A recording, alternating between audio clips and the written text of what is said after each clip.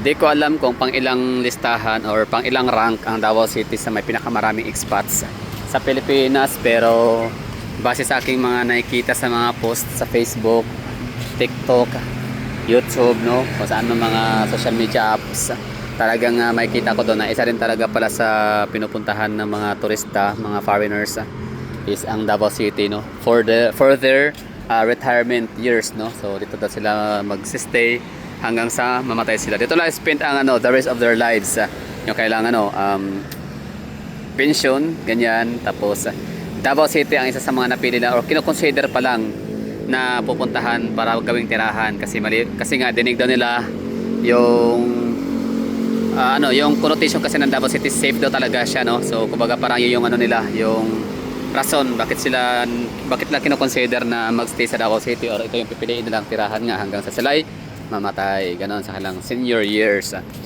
Ibali, pag sinabing Davao City, daw, parang clean and green, ganyan. Pwede daw dito mag-walking, lakad-lakad, no? So, kung hanap mo daw talaga ay peaceful life, peaceful living, safe. Tapos, yun na nga, maraming mga greeneries, pwedeng mga punong-puno din ng mga open spaces in mga public parks, open parks, na walang bayad, no? Free lang yung entry. At tapos, safe din, malinis. So, well maintained. So, talagang Davao City daw yung pupuntahan ho nila. Well, marami na ako nakikita doon na pinupuntahan nila. Baguio City, hindi ang Baguio, no? It's Iloilo City, Dumaguete City. Saan pa ba? Cebu, no? Cebu talaga parang number 1 na yata. Pinaka destination ng mga foreigner, ng mga senior citizens.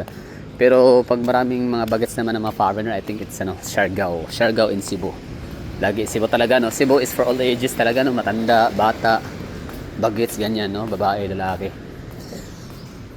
Kompleto din kasi, kompleto strikados ang Cebu. So meron silang wonder natures, meron silang mga karagatan na paganda na mga ilog, parang lawa. I don't know kung mayroon bang lake ang Cebu, pero yun na nga, may mga falls, marami silang falls. Tsaka napaka-active, napakagaling ng tourism management ng Cebu. Talagang magaling sila mag-promote. Talagang magaling sila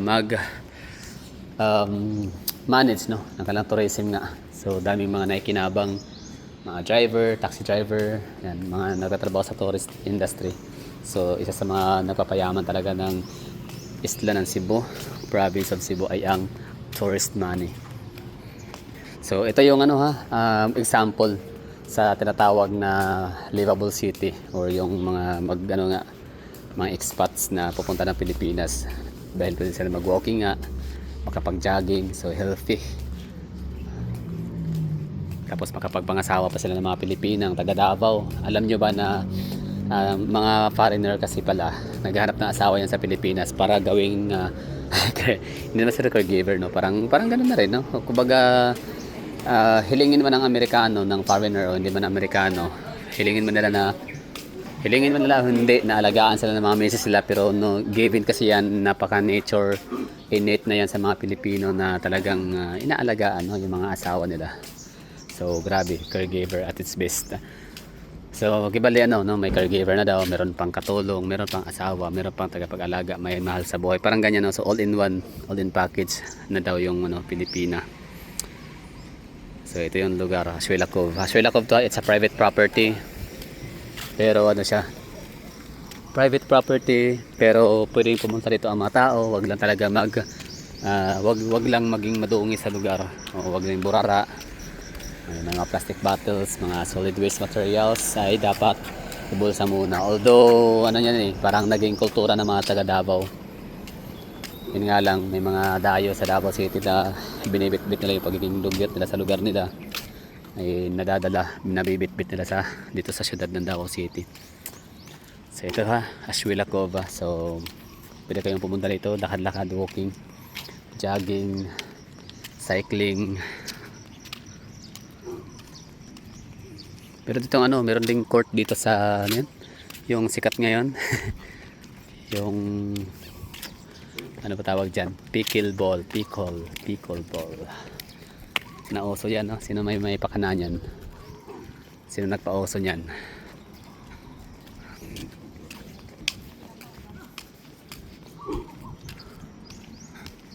Ayan, for example, ayan. There's a white guy over there.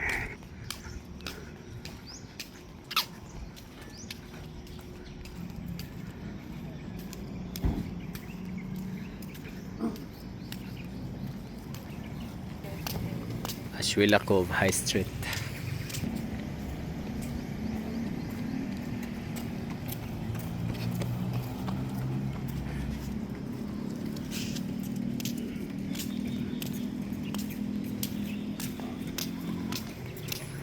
So di ko na kailangan mag running, jogging, lakad na lang, no, goods na ako.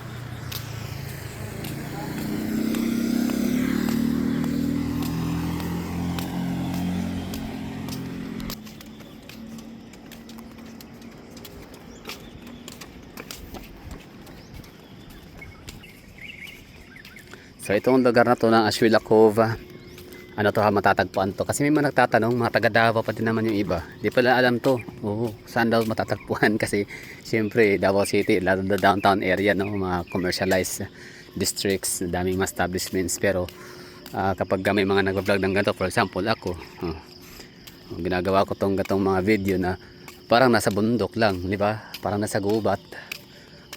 May mga ibon, ang ganda ng mga kulay ng mga punong kahoy, mga dahon ng mga damo.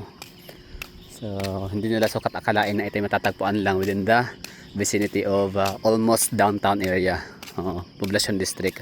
Itong lugar na to, as far as I remember, or as far as, no, parang naging ano to, no, parang naging boundary siya ng Poblacion District, Agdao District, Agdao District, Poblacion ba Agdao District or Buhangin, I don't know, Poblacion basta. So ano pa rin to dito, Poblacion, parang ganun basta. Hindi pa siya rural area ng Davao City, pero kita mo yung tanawin, no? Ganda pa ng greeneries, ganda pa ng mga dahon. Pero hindi pa kasi to develop. Ano pa to, may mga gagawin pa to, mga shopping malls, hospitals, university kung meron man, no? Hindi ako sure, pero hospital sure na yon, meron daw. Tapos ano siya, Ayala Mall, maglalagay sila dito ng pangalawang Ayala, di ba? Ang galing, no? So may mga nagsabi doon sa mga vlog ko tungkol sa NCCC Mall of Davao na palugi na daw, kasi daw ang mga taga Davao ay, I mean, palugi, nalugi daw yung NCCC Mall dahil sa sobrang dami ng mga kompetensya, dami daw mall. Pero ang sagot ko naman doon, hindi naman, walang katotohanan yun, walang kinalaman ang pagkakaroon ng maraming shopping mall sa Davao City. In fact, mayroong upcoming, no, na renovation, extension sa mga naglalakihang shopping mall sa Davao. Tapos ito pa, mayroong upcoming na itatayo, Ayala Malls ulit. So ibig sabihin, hindi sana, di na lang magtatayo, di na gagastos ng billions, hundreds of billions or billions of pesos is itong Ayala company para magtayo ng mall, di ba?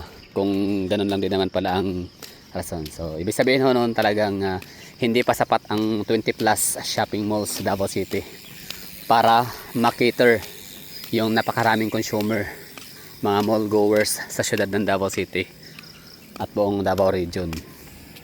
Kaya yun, dagdagan pa, gawin nilang 50. Hindi ako sure ha kung ito ba yung portion na lalagyan ng shopping mall, Ayala Mall, pero pwede, no? Pwedeng dito rin, no? Kasi hindi siya ganun ka layo sa daan, sa kalsada, pinaka main road.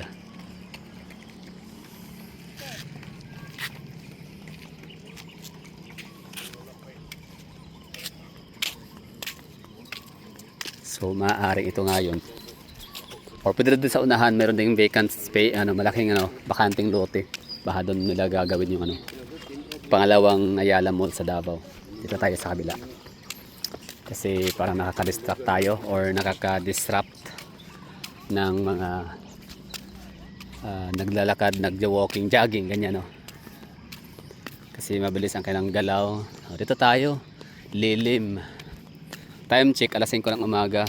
As you can see, no, kung mabilis ang inyong mga mata, kung nakikita niyo dito, may mga bata, may mga bagets, teenager, may mga may edad na. Pero usually talaga mga naglalakad dito, mga senior, no, mga senior citizens.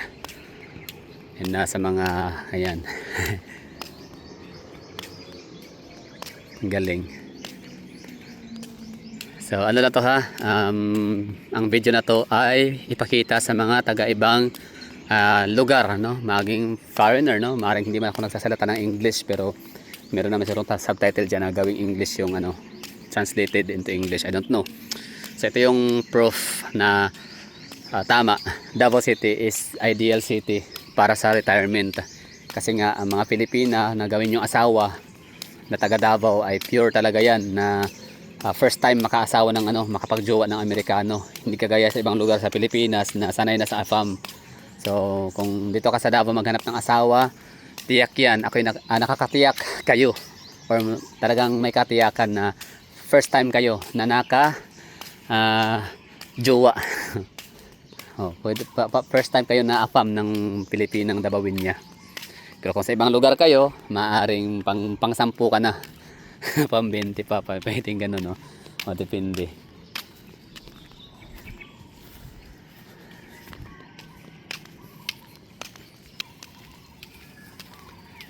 So, nakailang minuto na tayo sa paglalakad. I think nasa mga 20 minutes. Kasi may mga portion na naka-pause yung natin, recording. So, nasa mga 20 minutes na, no? So, may kalayuan ba yung Seaside Promenade na pupuntahan natin ngayon? Well, the answer is yes, no? So, expected mo na sa mga 15 to 20 minutes na diretsohang lakad. So, kung lakad yung mabilis gaya sa kanila, madali lang, nasa mga 10 to 15 minutes. Pero kung lakad kagaya sa akin na nagbi-video pa, nagdadaldal, edi nasa mga 20 minutes.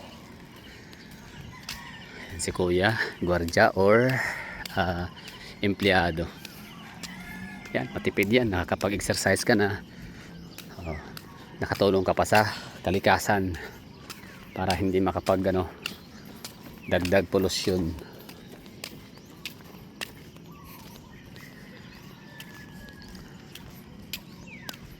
So pupunta tayo ng Seaside Promenade para makita natin, mabidyohan natin yung Samal Island, Samal Island Davao City Connector Bridge na mas malapitan. Pero dahil nga papunta tayo doon, ito shinare ko na lang sa inyo ang aking experience na napakaganda, presko ng hangin, lamig, tapos may mga ibon pa, awitan, may mga manok. Common, no? Manok kahit sa Metro Manila, kahit sa mga metro cities, kahit pa highly urbanized yung isang lugar, yung pinaka downtown area, poblasyon, districts, may mga manok pa din. Ganda ng view. May mga crickets pa.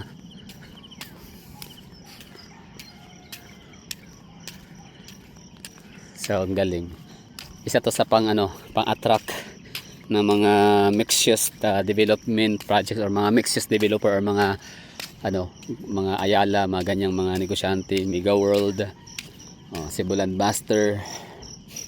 So yung ginagawa nila sa mga na-develop nilang mga mixed-use projects ay ginagawa nilang pang-akit yung mga parks, magandang daan, malinis sa kapaligiran. Wait lang, so wala na silang ginawang dito, harang, wala nang bakod, wala nang temporary fencing. So ibig sabihin pwede naman dumaan dyan. So may nakalagay na no warning, no trespassing. Okay, no trespassing pa rin pala, diba? So ito yung lugar, ganito mga portion, ito yung mga ginagawa lang rason para maraming mga matataas yung tumaas yung foot traffic. So pag mataas yung foot traffic, maraming mag-i-invest, maraming kuha ng mga pwesto. For example, doon sa Ashuela High Street, meron silang Adidas, Imperial Tea. Uy, mula pala rito tanaw pala mula rito yung Mount Apo. Wow, what a good morning view. Ang galing naman. Yan Mount Apo, ladies and gentlemen. So kita natin dito from north part of Davao City, kita ang pinakamagandang view, the highest or the tallest mountain in the country of the Philippines. Ang galing.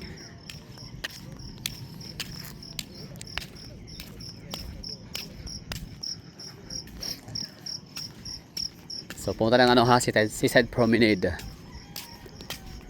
At yun na nga, share ko lang, hindi ako madamot.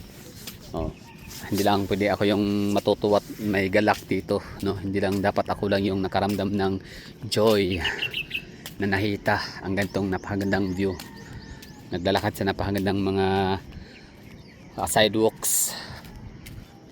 Naglalakad kasama mga taong mga taga Davao na nagja-jogging, nag-i-exercise, nagpapahaba ng hangin or nagpapalakas ng baga, ganyan. 'Di ba, no? Di mo akalain nasa ano to, downtown Davao or poblasyon area, ganyan. Ganda oh, mga green.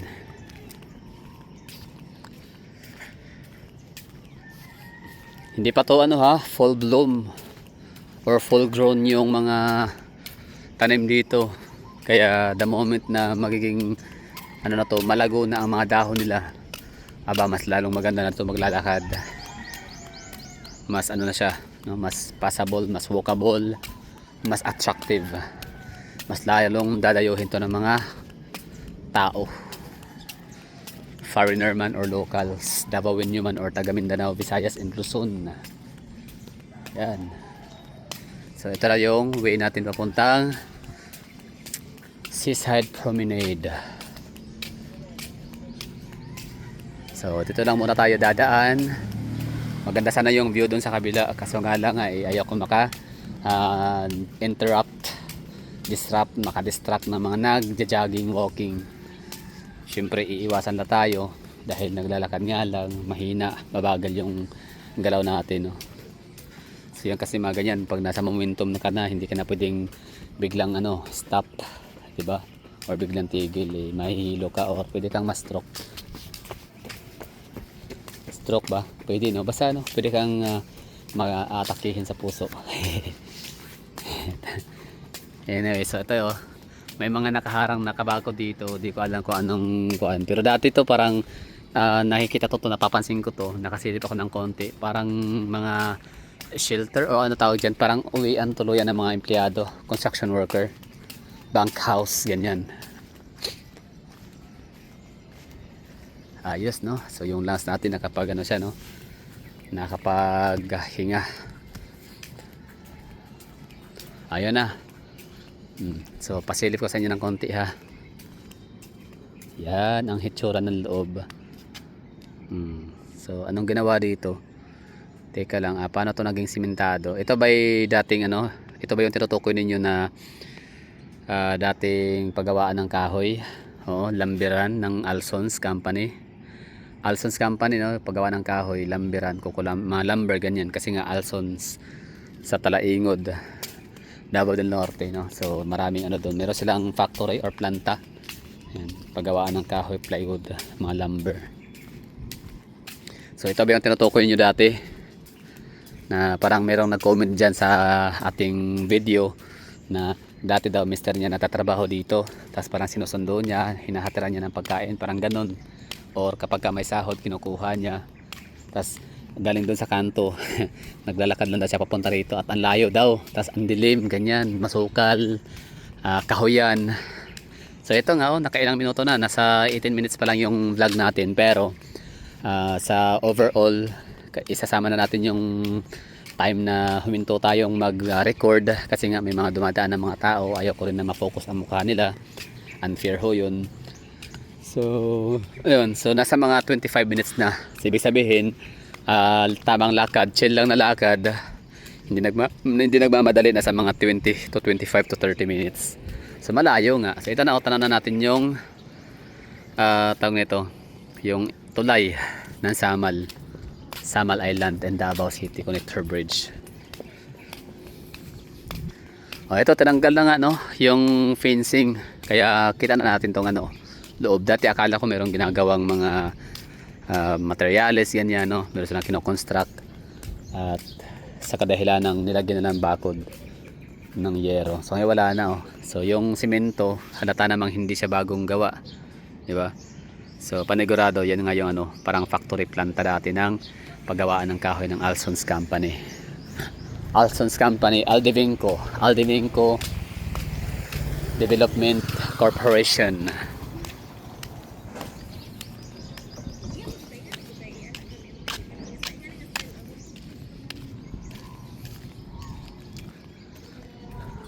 Okay.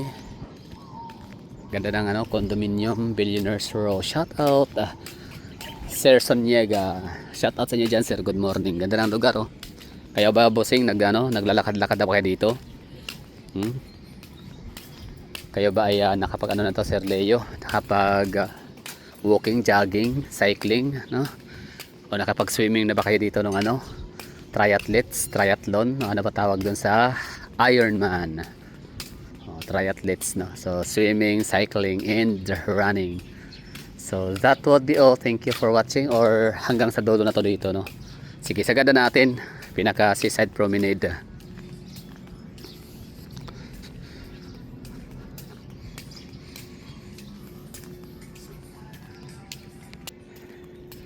Alright, good morning Davao City in Samar Island. Ganda ng ano natin, sunrise. Walang init, walang araw, so parang golden hour lang. Ooh, ganda ng reflection, no? Langit at ng tubig, dagat. Tapos sa gitna, in between, ay merong mga tao. Yeah, ang ganda. What a nice view.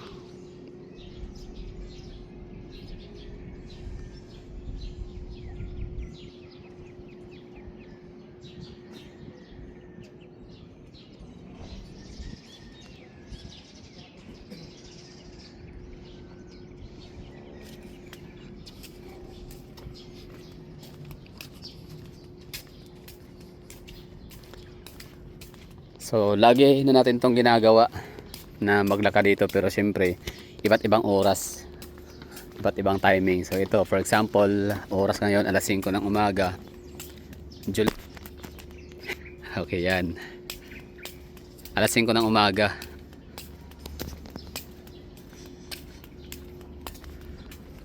Nice one. Ang ganda ng ganitong klima, no? Hindi siya ganun ka, walang init, wala pang araw. Pa oras lalabas yung araw. Ang ganda pati ng tubig, ang linaw. Hindi siya maalon. Pero ilalim niya malakas ang current niya, no? Panigurado. Anyway, so yun lang, ha. Yung ano natin paglalakad. So sa mga expats dyan, so isa to sa mga proof na tama ang inyong, or isa to sa mga senyales. It's a sign. Actually, it's a sign for you to choose Davao City. Or this is one of the reason why you have to choose Davao City as your retirement place.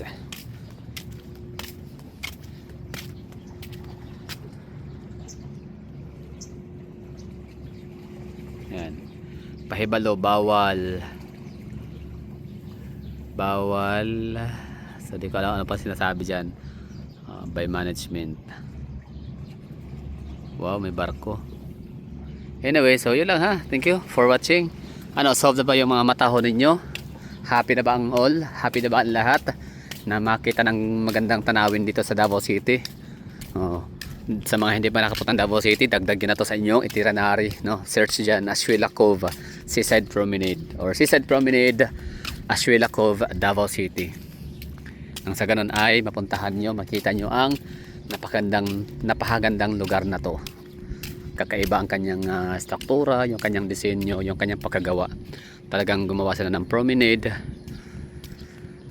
sa dagat. So hindi siya kaparehas sa Naga City of Naga ng Cebu, na napakaganda rin ang boardwalk naman kasi doon, no. So maganda, no, magandang lugar na puntahan sa Pilipinas, boardwalk and promenade. So merong boardwalk sa City of Naga ng Cebu, at eto Seaside Promenade ng Davao City.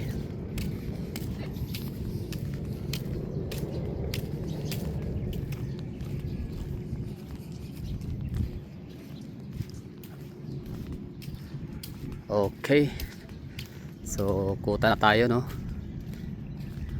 Nakapag video, nakapag record tayo ng 25 minutes long video. Nice one. So parang ako yung nagbabalik na yata sa pagbablog. Matagal na rin, no? Hindi natin nagagawa itong ganitong mga content. Busy kasi yan yung abang lingkod. Busy, hahanap buhay.